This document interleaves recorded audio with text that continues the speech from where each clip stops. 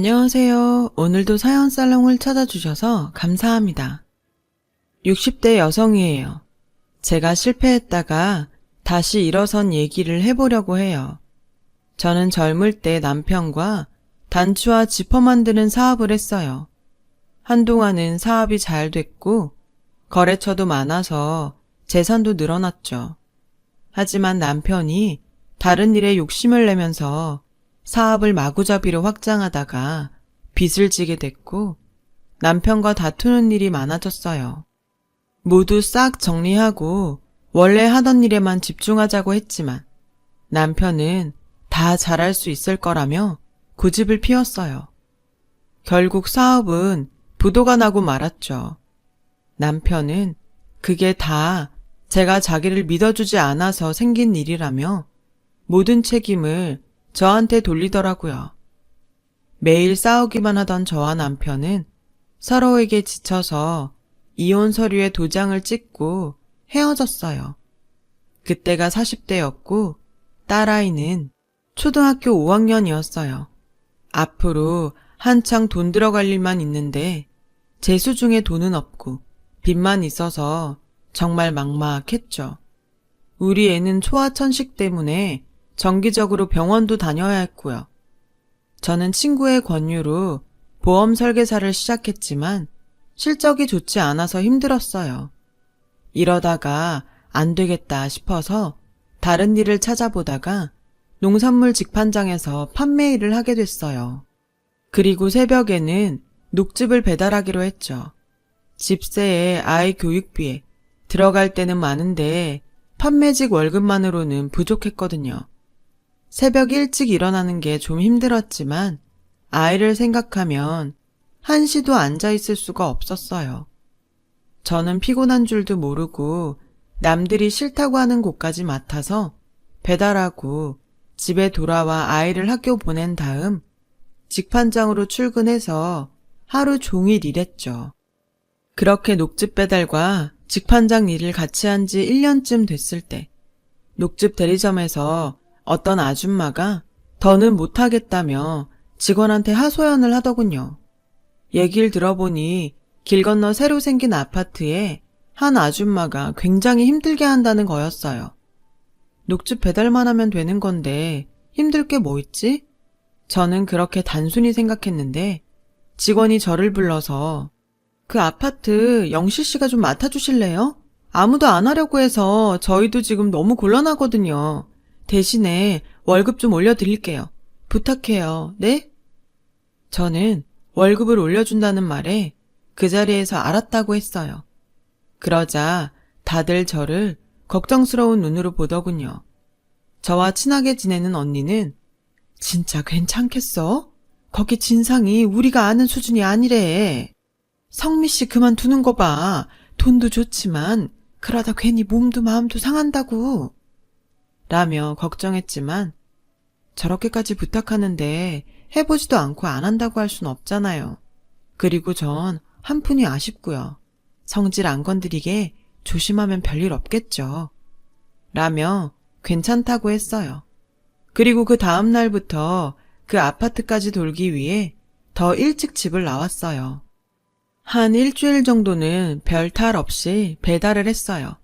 사실 현관에 매달아 놓은 가방에 녹즙을 넣기만 하면 돼서 집에서 누가 갑자기 나오지 않는 이상 사람들이랑 마주칠 일도 별로 없었거든요. 그 아파트도 다른 곳과 마찬가지였어요. 어느 날 아파트에 녹즙을 배달할 때였어요. 그 아파트에 녹즙을 먹는 사람이 많아서 15층부터 차례대로 내려오면서 배달을 했거든요. 그러다가 11층 한 집에 녹즙을 넣고 계단을 내려가려는데 문이 열리더니 한 아줌마가 나오더군요. 나이는 저와 비슷해 보였는데 팔짱을 끼고서 저를 쳐다보는 눈초리가 꼭 자기가 저보다 더 높은 사람인 것처럼 느껴지더라고요. 거기요. 내가 녹즙 오는 시간을 봤더니 요새 계속 5시 50분에 오던데 전보다 10분 늦어졌어? 녹즙은 신선한 게 생명인데 자꾸 이런 식이면 곤란하지. 그 여자는 대뜸 반말을 하면서 불평을 늘어놓았습니다. 저는 이 사람이 그 유명한 진상이라는 걸 단번에 알아챘죠. 그래서 말해봤자 시끄러워질 게 뻔해서 제가 15층부터 내려오면서 배달하느라 그랬는데요. 내일부터는 여기 먼저 넣을게요. 라며 좋게 말했더니 알아서 잘 좀 하지. 꼭 얘기를 해야 제대로 하더라. 라고 하고는 녹즙을 꺼내서 문을 탕 닫고 들어가 버렸어요. 저는 기분이 나빴지만 이 정도면 견딜만 하겠다고 생각했어요. 하지만 그 여자의 잔소리는 날이 갈수록 심해졌어요. 녹즙 넣을 때 대문에 부딪혀서 소리 나지 않게 해라. 유통기한 표시가 이상한데 다시 찍은 거 아니냐. 오늘은 어제보다 1분 늦게 넣었다 등등. 제가 배달하는 시간에 일부러 지키고 서 있다가 불평을 하더라고요. 저는 그때마다 죄송하다, 주의하겠다, 일찍 오겠다라고 좋게 말하면서 넘어갔지만 매번 다른 일로 잔소리를 하니 점점 피곤해졌어요. 하지만 대리점에서는 한 명이라도 배달이 끊기면 안 된다면서 비위 좀 잘 맞춰주라면서 오히려 저를 더 밀어붙였죠. 그런데 한 번은 제가 그 집에 녹즙을 배달하고 계단을 내려가는데 그 집 여자가 문을 빼꼼 열더니 쓰레기 봉투를 내놓으며 아줌마, 내려가면서 이것 좀 버리고 가. 라는 거였어요. 죄송하지만 제가 배달 때문에 그걸 들고 내려갈 수가 없는데요. 그리고 그건 쓰레기인데 쓰레기 쥐었던 손으로 녹즙 배달하는 걸 알면 사람들도 기분 나쁘잖아요. 그건 사모님이 버리시는 게 좋을 것 같아요. 라고 하자 아줌마, 그거 배달하고 얼마 받아? 그 돈이 다 내가 내는 돈에서 나가는 거야. 당신 받는 돈의 일부를 녹즙 값이라고 퉁쳐서 받아먹는 거라고. 그럼 잔말 말고 해야지. 그리고 이 새벽에 쓰레기를 들고 내려가는지 다른 봉투를 들고 내려가는지 다른 사람들이 알게 뭐야. 배달 끊어버리기 전에 얼른 갖다 버리고 가. 라며 제 손에 억지로 쓰레기 봉투를 떠넘기고는 문을 닫고 들어가 버리더군요. 너무 기가 막혔지만 일단 쓰레기 봉투를 계단 구석에 놓고 얼른 녹즙을 돌린 다음에 엘리베이터를 타고 다시 올라가서 쓰레기 봉투를 갖고 내려와 버렸어요. 그러고 보니 경황이 없어 10층을 빼먹은 것 같더라고요.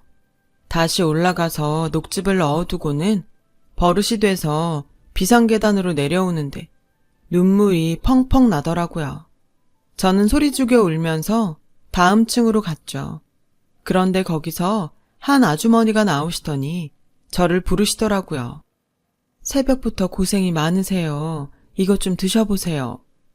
라며 피로회복제를 주시는데 저도 모르게 펑펑 울었어요. 아주머니는 말 없이 따뜻하게 제 손을 잡아주셨죠. 11층 여자는 그 후에도 쓰레기 버려라, 파 한 단 사다 달라. 정말 이해 안 되는 갑질을 계속했지만 그럴 때마다 10층 아주머니께서 저를 다독여 주셨고 저도 그 덕에 힘을 내고 다닐 수 있었어요. 그러면서 서로 얘기를 나누게 됐고 조금씩 친해졌죠. 한 번은 11층 여자가 자기 아들 소풍 간다며 새벽 장사하는 분식집에서 김밥이랑 라볶이를 사다 달라고 하는 거예요. 저는 진짜 이를 악물고 이번이 마지막이라는 마음으로 심부름을 했어요. 그런데 그 다음날 아파트 공동현관에서 저를 기다리던 그 여자가 자기 아들이 그거 먹고 식중독에 걸렸다며 난리를 피우는 거였어요. 우리 아들 어떡해, 우리 아들. 괜히 남이 준 거 먹여가지고 멀쩡한 애 망쳐놓고. 사모님, 진정하세요. 아이 곧 괜찮아질 거예요. 라고 하는데 갑자기 그 여자가 제 뺨을 철썩 때리더군요. 순간 정말 눈에서 불이 번쩍 하는 것 같았어요. 얼얼한 뺨을 쥐고 주변을 보니 사람들이 전부 저를 쳐다보고 있었어요. 너무 창피하고 수치스러워서 자리를 뜨려는데 아니, 해도 너무하네요. 내가 새벽에 봤는데 아줌마가 여기 배달하시는 분한테 아들 소풍 간다고 분식집에서 김밥하고 라볶이 사다 달라고 하지 않았어요? 라는 말에 보니 10층 아주머니가 계신 거였어요. 그게 이분 잘못도 아니고 솔직히 소풍 김밥은 아줌마가 싸줬어야 되는 거잖아요. 이분은 심부름한 것밖에 없는데 그렇게 뒤집어 씌우면 안 되죠. 그러자 사람들이 11층 여자에게 어떻게 그러냐며 한마디씩 했고 저는 창피하긴 했어도 억울함을 풀고 그 자리를 벗어날 수 있었어요. 10층 사모님한테 너무 감사해서 김치를 담궈 갖다 드렸죠. 일하느라 바쁠 텐데 이런 걸 다 신경 썼어요. 정말 고마워요. 잘 먹을게요. 그러면서 아주머니는 또 제 딸아이 주라며 빵이며 과자를 잔뜩 챙겨서 봉투에 담아 넣어주셨어요. 그렇게 저희는 친분을 계속 유지했죠. 하지만 11층 여자가 갑질을 하는 건 정말 힘들었고 저도 더는 안 되겠다 싶어서 얼마 후 대리점에 얘기하고 그만두게 됐어요. 다행히 같이 배달 일을 했던 그 친한 언니가 재래시장에 있는 식당을 소개해줘서 새벽에 나가 다시 일을 할 수 있게 됐어요. 식당 일로 옮기고 나서 10층 사모님에게 인사를 하려고 찾아갔어요. 그런데 그새 다른 사람이 들어와서 살고 있더군요. 혹시 사모님이 이사간 곳을 아냐고 물어봤더니 모른다더군요. 실망하고 돌아서는데 앞집에서 아주머니가 나와서 조용히 저를 불러 얘기하시더라고요. 그 집 아저씨 사업이 잘 안 돼서 집이며 살간 다 팔고 어디 작은 데로 이사간 것 같더라고요. 그 집 사람들 참 인격적이고 좋았는데 정말 안 됐어요.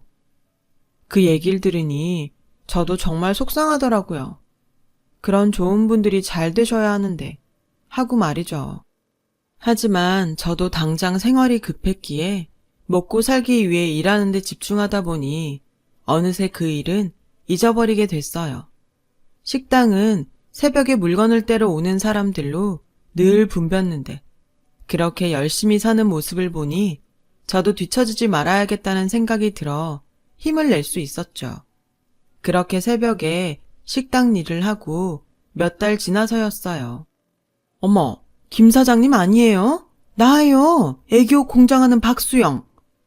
저는 놀라고 좀 부끄럽기도 했지만 웃으면서 이게 얼마만이에요. 너무 반가워요. 라고 인사를 했어요. 박 사장은 제 또래인데 아기옷 브랜드 하청 공장을 운영하고 있었어요. 그 전에 그 공장에 단추를 대줬거든요. 박 사장은 2주에 한 번은 이곳에 와서 필요한 재료들을 사간다고 했어요. 그렇게 우리는 몇 번 만나게 됐고 저도 제 사장 얘기를 하게 됐죠. 그런 뒤로 박 사장은 저만 보면 김 사장님이 여기 이러고 계실 분이 아닌데 라며 안타까워했어요. 그러던 어느 날 박 사장이 와서 밖으로 절 불러냈어요. 김 사장님, 저 드디어 결심했어요. 저도 여성복 만들어 팔아보려고요. 근데 저 혼자는 지금 공장 일도 있어서 벅차니까 김 사장님이랑 했으면 해요. 김 사장님 예전 일 처리하시던 거 생각하면 얼마든지 믿고 같이 할 수 있겠다는 판단이 섰어요. 항상 약속도 어겨본 적 없고 뭐든 정확하게 해주셨잖아요. 그리고 단추랑 지퍼 만드시면서 옷도 많이 보셨을 테니까요. 한번 같이 해봐요. 네? 너무 좋은 제안이었지만 겁도 났어요. 박 사장님, 저한테 얘기해준 건 너무 고마운데 일이 잘 안 되면 어쩌죠? 여성복이라는 게 유행도 잘 파악해야 되고 세련되게 만들어야 되는데 잘할 수 있을까요? 그걸 알고 있다는 것 자체가 잘할 수 있는 거죠. 너무 걱정하지 마요. 나도 하청 공장이지만 사업이라면 사업인데 몇 번 시행착오 정도야 각오하고 있어요. 잘못될까봐 걱정부터 하지 말고 나랑 같이 해봐요. 아선이 중학교 들어갔죠? 엄마가 사업한다고 하는 게 일하러 다닌다고 하는 것보다 낫잖아요. 저는 그렇게 해서 그동안 부었던 적금을 깨서 조금 투자하고 전적으로 제가 맡아서 디자인부터 부품까지 챙기면서 제 사정을 챙겨주셔서 처음엔 월급을 받는 조건으로 박 사장과 같이 의류 사업을 시작하게 됐어요. 처음에는 사업이라고 말하기도 민망하게 작은 규모였지만 저는 여기저기 뛰어다니며 옷들도 보고 패션 잡지도 보면서 디자인을 했죠. 그렇게 한 벌, 두 벌 옷을 만들게 됐고 그 옷들이 박 사장의 인맥으로 도매시장 여기저기 걸리게 됐어요. 큰 기대를 하지 않았는데 의외로 저희 옷은 반응이 좋았어요. 무엇보다도 박음질이나 마무리가 꼼꼼하고 옷이 야무지게 딱 떨어진다며 시장 사람들한테도 입소문이 나기 시작했죠. 이거 봐요. 우리 줌은 3배로 늘었어요. 저는 잘 될 줄 알았다니까요. 김 사장님 안목을 믿었으니까요. 박 사장은 제 손을 잡고 좋아서 어쩔 줄 몰라 했고 저도 너무 좋아서 같이 하자고 해줘서 저한테 기회를 줘서 너무 고마워요, 박 사장님. 이라며 눈물을 글썽였어요. 그동안 직판장과 배달일, 식당일로 고생했던 것들이 한꺼번에 떠올랐거든요. 박 사장은 앞으로 더 잘 될 일만 남았다면서 우는 저를 토닥여 주었죠. 저희는 얼마 안 가서 직원을 더 두고 도매시장에 직접 가게를 냈어요. 전국 소매상들이 저희 옷을 사러 왔고 트렌드를 잘 파악한 저희 옷들은 정말 날개 돋친 듯 팔려나갔어요. 그리고 박 사장의 제안으로 온라인에 쇼핑몰을 열게 됐죠. 시장에서는 쇼핑몰을 열더라도 자기들에게 옷을 따로 팔아달라고 했어요. 박 사장도 하청 공장을 정리하고 완전히 이쪽 일에 뛰어들면서 저희 사업은 더 커져갔습니다. 저는 남편이 사업 잘 된다며 이 일 저 일 벌려서 망했던 걸 떠올리면서 절대로 자만하지 말고 할 수 없는 일에 손대지 말자 결심했어요. 그렇게 해서 아이가 대학을 졸업할 때 즈음에는 저희 쇼핑몰이 옷의 여성 구두와 가방까지 만들면서 자리를 잡았어요. 사업이 안정되면서 저는 적절히 투자도 하며 돈을 굴렸죠. 한 곳에 몰빵하지 않고 분산해서 관리한 덕에 꽤 짭짤하게 부수입을 올렸어요. 그러던 어느 날 딸아이가 결혼하고 싶은 사람이 생겼다며 집에 데려오겠다고 하더군요. 벌써? 네 나이면 아직 한참 친구들이랑 놀고 직장일에 빠져있을 텐데 결혼은 너무 이르지 않아? 엄마, 난 이 오빠가 너무 좋아. 얼른 결혼하고 싶어. 한번 만나보고 생각해줘. 내가 좋아하는 사람이잖아. 저는 어릴 때 소아천식으로 고생했던 딸에게 늘 약했어요.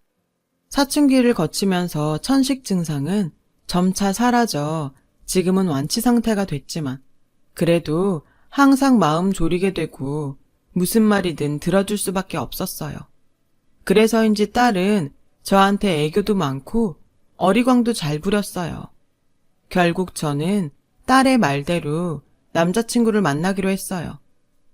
안녕하세요, 어머니. 아선이 남자친구 박정훈입니다. 어서 와요. 반가워요. 딸의 남자친구는 좀 수줍음이 많은 것 같았는데 건실하고 좋은 청년 같아서 마음이 놓였어요. 그런데 알아보니 남자 집이 너무 가난하더라고요. 저는 가난이라면 치가 떨렸고 딸이 고생하는 게 싫어서 고민이 됐죠. 그 사이 딸은 남자 쪽 집에 인사를 갔다 왔더라고요. 언제 인사 가기로 약속했던 거야? 엄마한테 얘기 미리 좀 해주지. 저는 제 마음을 몰라주는 딸한테 조금 섭섭했어요. 엄마한테 얘기하면 선물도 신경 쓴다고 너무 거창하게 할까봐 그랬지. 내가 엄마 성격 잘 알잖아. 너무 걱정하지 마. 인사 잘 다녀왔어. 오빠 어머니 진짜 너무 좋으셔. 그래, 나도 그 사람 좋은 건 알겠는데 집이 너무 힘들잖니. 난 네가 고생할 것 같아 싫다. 엄마도 엄마 힘으로 이만큼 해냈잖아. 우리도 그럴 거야. 걱정하지 마. 그래도 저는 결혼 승낙을 차일피일 미루다가 일단 그쪽 어머니가 만나자고 했다는 연락을 받게 됐죠. 이렇게 된 이상 그 집에는 미안하지만 남자 어머니에게 잘 얘기해야겠다 싶었어요. 알았다. 일단 엄마가 만나보긴 할 텐데 그래도 너무 기대는 하지 마. 엄만 네가 그래도 좀 여유 있는 집에 가서 편하게 사는 모습 보고 싶어. 엄마만 모르는 거 아니야. 근데 우리 좀 믿어주면 안 될까? 지금은 남자가 좋아서 뭐든 잘할 수 있을 거라고 생각하겠지만 사는 게 그렇게 만만한 게 아니야. 엄마가 다 겪어봐서 잘 아니까 하는 말이야. 어쨌든 정훈이 어머니 만날게. 예의에 어긋나는 일은 안 할 테니까 그건 걱정 말고. 그런 걱정은 안 해. 엄마가 그럴 사람도 아니고. 딸은 말은 그렇게 하면서도 못내 원망스러운 눈으로 저를 보더군요. 그리고 약속날이 돼서 만나기로 한 카페로 갔어요. 남자 어머니는 좀 나이가 있어 보이고 수수한 차림이었지만 인상이 따뜻하고 좋아 보였어요. 사업하시느라 힘드실 텐데도 딸을 참 잘 키우셨어요. 저희한테 아선이 같은 며느리 과분하다는 거 잘 압니다. 우리 집이 변변하지 않아서 걱정하시는 부분도 이해하고요. 그래도 아이들이 저렇게 좋다고 하니 저는 둘이 어른들 때문에 헤어지면 너무 상처를 받지 않을까 걱정이 돼요. 너무 맞는 말만 하니 할 말이 없어지더라고요. 게다가 인품도 너무 좋고 선해 보이셔서 결혼 못 시키겠다는 말도 못하고 차만 마시고 있는데 이상하게 낯이 익다는 생각이 들었어요. 처음 볼 때부터 어디서 본 것 같은 인상이었거든요. 그래도 어디서 봤는지 생각이 나질 않았어요. 저는 잠깐 화장실에 다녀오겠다며 자리를 떴어요. 그리고 돌아오는데 남자 어머니가 서빙 직원에게 뭔가 얘기를 하고 있었어요. 보니까 직원이 남자 어머니 옷에 물을 흘린 것 같더라고요. 그런데 남자 어머니는 화도 내지 않으시고 오히려 직원 걱정을 하시며 안 놀랬어요? 이 정도야 그냥 닦으면 되니까 너무 신경 쓰지 말아요. 물이 뜨겁지도 않은데요, 뭘. 그제야 생각났어요. 딸의 남자친구 어머니는 녹즙 배달할 때 11층 여자 때문에 힘들 때마다 저를 위로해주고 제 편이 되어주셨던 사모님이었어요. 저는 그 자리에서 눈물을 쏟고 말았어요. 사모님, 저예요, 사모님. 아선이 어머니, 갑자기 왜 이러세요? 진정하세요. 그새 무슨 일 있으셨어요? 저예요, 저. 예전에 땡땡 아파트에 녹즙 배달하던 사람이요. 그러자 사모님이 저를 다시 자세히 보시더니 제 손을 잡고 반가워 어쩔 줄 몰라 하셨어요. 어머, 정말 그러네요. 어떻게 이렇게 만났을까? 너무 반갑고 잘 살아줘서 고마워요. 죄송해요, 사모님. 제가 못 살 때 그런 차별을 받았으면서 사람을 보지 못하고 저도 똑같은 일을 저지르고 말았네요. 제가 그 11층 여자랑 다른 게 뭐가 있을까요? 사모님 덕분에 제가 얼마나 힘이 되고 위로가 됐는데.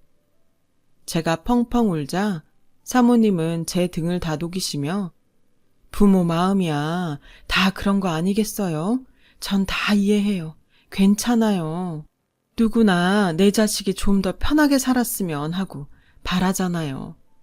정말 죄송해요. 그리고 감사합니다. 덕분에 제가 그 힘들었던 시간 잘 이겨내고 살았어요. 사모님은 남편 사업이 부도가 나서 거의 쫓기듯 이사를 가셨고 그 다음부터는 일이 잘 안 풀려서 계속 힘들게 사셨다고 해요. 그래도 아들, 딸 대학은 졸업시키자는 마음으로 두 분이 열심히 일하셔서 지금은 시장에 반찬 가게를 내셨고 아이들도 다행히 공부 잘해서 좋은 대학 가고 직장도 좋은 데 갔다고요. 제 얘기를 들은 딸도 눈물을 흘렸어요. 엄마, 그때 녹즙 배달 가던 거 나도 기억나. 항상 힘들어서 혼자 울고 그랬잖아. 그때 엄마 위로해준 분이 오빠 어머니였구나. 정말 너무 감사하다. 그래, 그러니까 결혼하고 나서도 어머니한테 잘해야 돼. 알았어? 엄마, 그럼 우리 결혼 허락해 주는 거야? 엄마가 생각이 짧았어. 돈보다 중요한 게 사람인데. 그거 잊지 말라고 이렇게 사모님 집과 인연이 된 것 같아. 엄마, 정말 고마워. 딸은 저를 끌어안고 좋아했고 저도 기뻤어요. 그런 좋은 부모님이 있는 집안이라면 뭘 해도 될 거라는 믿음도 있었고요. 그 사모님의 아들인데 더 볼 것도 없었죠. 저와 사모님은 그 뒤로도 자주 만나서 아이들 결혼식 준비도 같이 하며 예전보다 더 친해졌어요. 그리고 두 분이 아직도 반찬 가게에 딸린 방에 사신다고 하더라고요. 그래서 그 주변에 조그마한 전셋집도 마련해 드렸습니다. 그러지 말라고 한사코 말렸지만 저는 꼭 받아달라고 했어요. 저 그때 사모님 안 계셨으면 어떻게 됐을지 몰라요. 아마 버틸 힘이 없어서 나쁜 마음을 먹었을 거예요. 그럼 우리 아선이도 지금처럼 잘 크지 못했을 거고요. 이게 다 사모님 덕분이에요. 제가 우리 딸 위해 투자한다 생각하시고 받아주세요. 사모님, 아니 사부인은 정말 고맙다면서 눈물을 흘리셨어요. 아이들은 모두의 축복 속에 결혼했고 그 뒤 저와 사도는 같이 여행도 다니고 맛집도 찾아다니며 정말 재밌게 잘 살고 있어요. 사람 일은 아무도 모르는 것 같아요. 저도 항상 베풀고 살도록 노력하면서 그렇게 살아가려 합니다. 살다 보면 돌고 돌아 제 자식들에게도 좋은 일들이 더 생기겠죠. 제 얘기 들어주셔서 정말 감사하고요. 모두들 행복하고 좋은 하루 되시길 바랄게요. 그럼 다들 건강하세요. 여러분, 사연 댓글에 응원과 현명한 조언 부탁드려요. 좋아요와 구독은 저에게 큰 힘이 됩니다. 오늘도 좋은 일 가득하세요.